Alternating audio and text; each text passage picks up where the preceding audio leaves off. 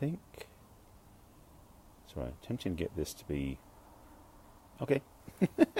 I'm playing with the image to make sure it's not too dark. Okay, see my face a bit better that way. Hi, welcome. Thanks for joining my Facebook Live. This is earlier than usual, but I wanted to put this topic out there because it's something that counterpoints what I said yesterday.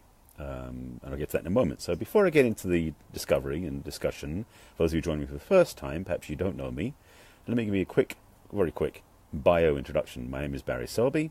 I'm a best-selling author, speaker, and relationship attraction expert, helping strong, successful women find balance in love, life, and business. And I'm a passionate champion for the divine feminine. And today's topic, this is Messages from the Masculine number 114. Yes, I'm doing a lot of these daily broadcasts now. Is about is single better than being coupled? Basically, I mean, it's not what the title says, but that's what I mean. So, roll sleeves up. Let's get into this conversation. Yesterday, I did a talk about the right reason, in quotes, that I believe you should be in a relationship. Sorry, straight up the cap looks a bit wonky. I'm not being a rap artist. Like, straight's good. Okay, get back on track. And I put out some ideas about what people choose a relationship for that is less than effective and frankly is not very positive.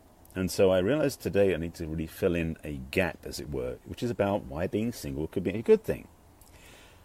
Now, I may be biased about this, having been single for the last 10 years. Yes, I've been single for 10 years, studying this work, which is why I teach it. And I'll go into another conversation at some point about why I'm choosing that and everything else. But the reason why I recommend being single is because it's actually, in a funny way, harder to hide yourself from yourself. When you're with somebody else, as much as there can be a challenge because friction happens and there's this as Lisa Nichols calls it, they're like gifts wrapped in sandpaper. Your gift or your partnership can cause friction, which actually is a place where you can grow, which is wonderful. Which is one reason I recommend highly for relationships to be conscious and growing versus just a place to hang out. Again, watch yesterday's broadcast for more detail on that. But today I want to speak to the idea about how being single can also be a positive thing as well. One reason I talk about it in my own journey, now this may be just me, nobody else deals with this, I'm sure, perhaps. Having been on this personal growth, evolution, personal discovery journey for the last 30 plus years, my view of life, my view of myself, my experience of myself has changed over the years. I've learned new things about myself. I've discovered how I can be new ways of being. And in fact, how I was in a relationship 20 years ago is very different from how I'd be in it now, or in between, or any of those things. I mean, I've had epiphanies and transformational experiences and paradigm shifts that really shifted my understanding about how I can be a man in a relationship and how I can be in partnership in a relationship. That if I'd been in a relationship, I may not have discovered those. Mainly because I needed to change my own wiring that if I'd been with a partner would have been really disruptive. In fact, that happened a couple of times. So being single from my perspective, and this, again, maybe a very unique perspective, maybe it doesn't match yours, is that being single is where I have done a lot of my own transformation. In fact, I'll add another couple of pieces that may be more inclusive for other people, not just my own experience. One of those is that to really discover what you're about and who you are can be a very powerful solo journey.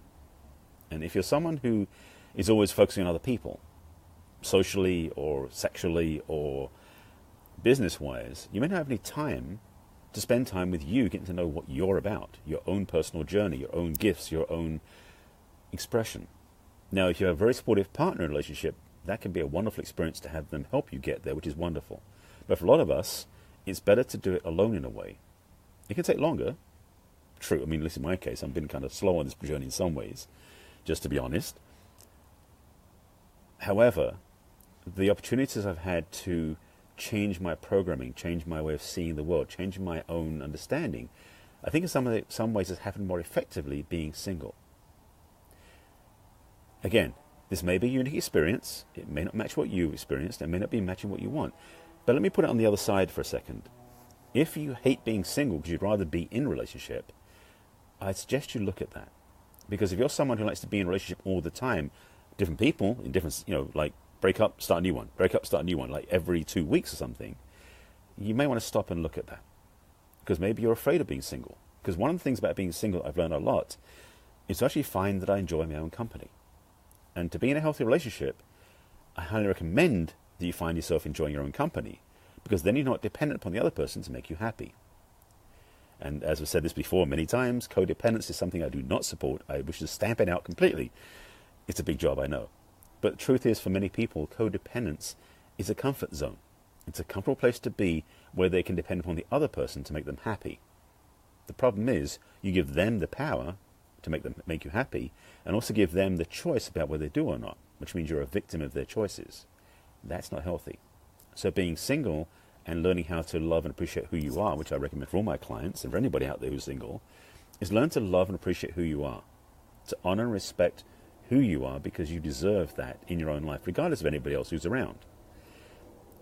If you do that as a precursor to relationships, you'll approach relationship from a much more whole place, which means you're looking for somebody to be in partnership with you that adds to who you are, rather than filling a gap you think you have. And I've said this one before, so this is a reminder for those who haven't seen my previous broadcasts.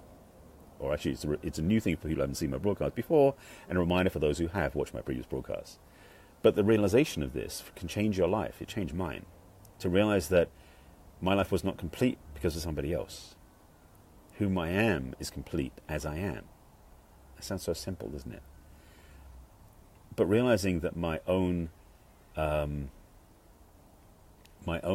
expression and beingness and authenticity is based upon me, not somebody else, is freedom. Because I now have control, first of all. I have freedom, and I have dominion over what I choose to do. It's not somebody else. So when I go into a relationship with anybody, I'm bringing myself to the conversation whole. I bring myself to the relationship as somebody who doesn't need that person to fill me up. Now, to love them doing that, that's one thing. But when you're absolutely requiring them to do it for your safety, your comfort, your fullness, it makes their job harder. And you're putting rules on them that may not be effective. So this is a unpacking of the idea about codependence. And for many of us, I came through this paradigm myself, of feeling that when somebody else shows up in my life, I change to fit them, or I change to make them feel happy, or I require them to change to fit my happiness. None of those are recommended, none of those are effective, and none of those are ultimately growing you to be better than you are. They actually take you back. Now, I would say the majority of people on the planet, over 7 billion of people on the planet, have no idea what I'm talking about.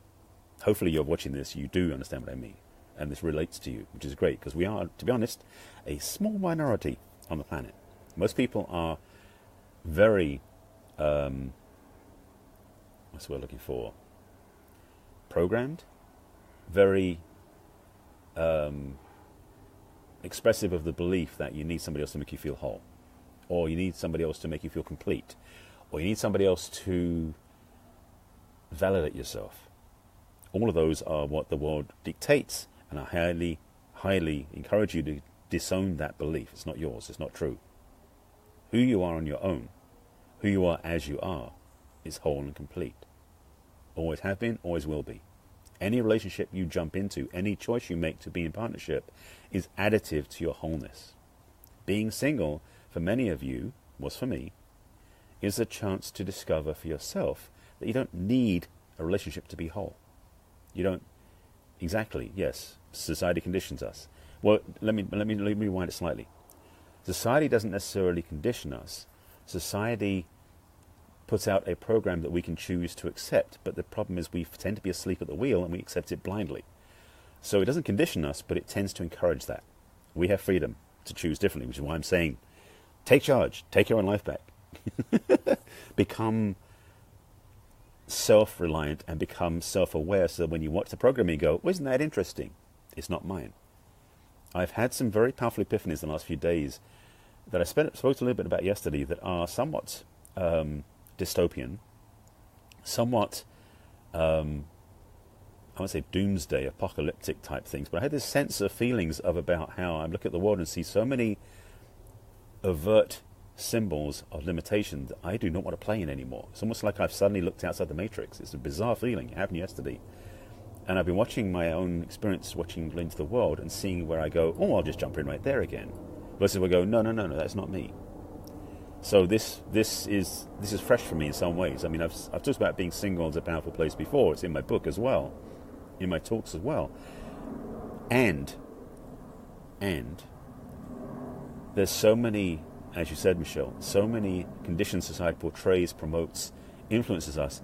Just when you walk down the street, billboards, people walking by you, what's on the radio, what's in your music playlist, what's on television, what's in the movies, what's in the newspapers, everything is out there, has a tendency to slant the perception so you believe blindly. And that's a trap that many of us have fallen into. We as human beings are individualized. We're individualized expressions of spirit that have freedom to choose, but many of us, over 7 billion of the 7.5 billion people on the planet, I believe, are defaulting to the programmed behavior. And that rule book about how you should be a certain way, do certain things, have certain experiences, certain ownership, and do all these things, to be honest, is bullshit. It's not truth. Who we are as truth is free to choose anything we want. So in this talk about single versus relationship, I'd say for many of us to choose to be single consciously being the key word, is a profoundly unique experience that many people on the planet don't understand. There are people out there who are single, but they're constantly dating. Yes, it sounds like a dichotomy, but it's the truth. They're single, but they're always dating just to have somebody circling them whilst they stay centered in themselves. It's not healthy. I'm sure, Michelle, you're saying yes, and the expectations of others, stepping out of the box is liberating. Exactly, yes, it is. I didn't realize my talk was going to go this direction, but it seems to be going that way, about freeing us up from society's bonds and rules. But let me put it back to the topic at hand, because I realize this could be another 4-hour conversation about that. In terms of relationship choices, I'm passionate about us becoming whole as ourselves, owning that and living that way true. Because let me just spin back on society for a second. As I said, I have a slight issue with codependence. To say the least, I want to stamp it out. The challenge has been, based on society's marketing tools, that all the music for the last 60 plus years, all the movies, TV shows, books, have tended to spin life that when you're in a relationship, you're whole. When you're in a relationship, you're complete. And that when you're in a relationship, you die without the other person. That is the model of codependence, which I hate. I've lived it, I suffered from it, and I will never do it again. And I trust that you'll learn from this one yourself too. And I talked about this yesterday. The codependent model is it's insanity, and it's a trap. And like every love song that came out pretty much since the 1960s, if not before, like you make me feel complete, I can't live without you, if you leave I'll die. All these songs are horrendous because they tell us through lovely music, and you start singing the lyrics automatically, and as you're programming your head by what you're singing along with, is making you think that if you don't have a partnership, you'll die. It's not true. Being single is actually one of the best expressions of freedom and ownership of your life, and learning how to love yourself you can do. And I've said this in summits before about how one of the things I recommend for everybody is to learn how to be in love with who you are. And I've said this homework assignment, I'll give it out here as a reminder to speak to this for a moment. I recommend highly to anybody who's watching this, who's thinking about this, is to take 5 minutes in the morning and 5 minutes in the evening and look in the mirror. This is best when you're single because you need the time to spend time with yourself.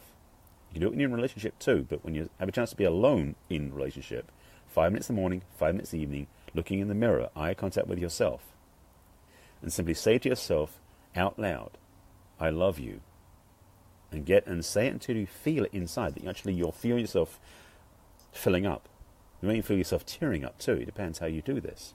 But when you start speaking to yourself in loving terms, and you tell yourself you love yourself, it actually fills up the gap you think you had inside. It fills up that hole you might be carrying, that you're waiting for somebody else to tell you they love you, which is not necessary at all. By doing this regularly for, say, 30 days, you're disengaged from the paradigm of what you need somebody else to provide for you. You actually become whole, become filled up, become true to yourself. And if you are in a relationship, or if you enter a relationship after that point, you'll discover that the relationship is so much freer because you're not tying in the knots or chains or ropes with the other person, making it dependent upon each other. You become supportive of each other from a very healthy, whole place. So, single people especially, your homework is to do that practice. Just do it 5 minutes in the morning, 5 minutes in the evening, every day for 30 days. If you miss a day, keep going. Just try that on for size, and you'll be amazed at what happens in the 30 days, if not sooner. You may discover a whole new level of relationship you have with yourself. And by doing this, But doing self-love practices like this, by just doing 5 minutes in the morning, 5 minutes in the evening, saying in the mirror, I love you, saying consciously, intentionally, calmly, so that you feel it and connect eye contact through the mirror. Not just saying it out loud like rote, but to connect with yourself in the mirror.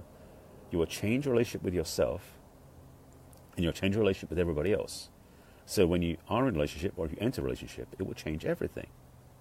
So that's one of the things I recommend when you're single. There's a bunch of other stuff I can go into, but I want to get this piece out to inspire you, perhaps, to invite conversation, and to suggest to you that there's ways of being in life that can be healthy when you're single, without requiring somebody else to make you feel like you're whole, which is the trap. The codependent model is a model of limitation, is a model of, what's the word I'm looking for? It's like taking you out of your wholeness and putting you into incomplete status, which is not true. You deserve more. You are worthy of more.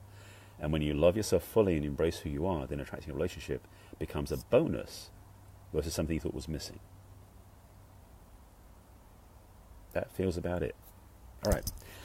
So, thank you for watching. I just realized I wanted to get this out quickly just to get this idea on the table. So, if you do me a favor, if you feel that somebody else who should watch this, who's not watching this, please share it with them. I appreciate that. And share it in any groups or with people you think should watch this. If you have questions or comments or thoughts that you didn't get answered in this video, please put them in below. I will answer them later on.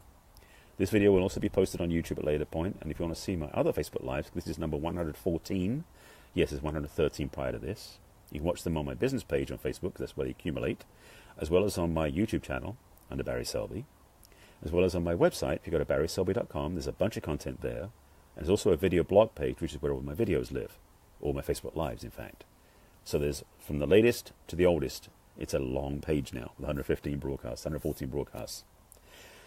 So thank you for watching. This is Messages from the Masculine, number 114. More to go. So I like when someone references their other half. We're not half, we're already whole. Yes, Michelle. Oh, that's in my book as well. I'm talking about 50-50 versus 100-100. Yes. Significant other is better than your other half. There's other words for it too, like your partner. Much easier. Yeah. We're not half of anything. We are whole. Thank you, Michelle, for reminding me. That's absolutely true. So right on the point. So thank you for that. Okay, I'm signing off because I've got to go do some other things today. This is an afternoon broadcast because I'm busy tonight. I think that's it. Thanks for watching, and please make sure you're following me. And if you have any questions, message me below. If you want to talk more, feel free to go to my website, to barryselby.com. You can click on the Let's Chat button, and we can book a talk if you want to chat, find out more about how I can help you. And that's it. Thanks for watching. Please take care of yourselves. And if you do the practice I recommend about the 5 minutes in the morning, 5 minutes in the evening of self-love, 30 days later, your life will be wholly different than it is now. And I recommend it highly. And even if you've done it before, do it again. It will change your life. All right. Thank you for watching. I appreciate you being here. Take care of yourselves. And I'll see you again tomorrow. Bye.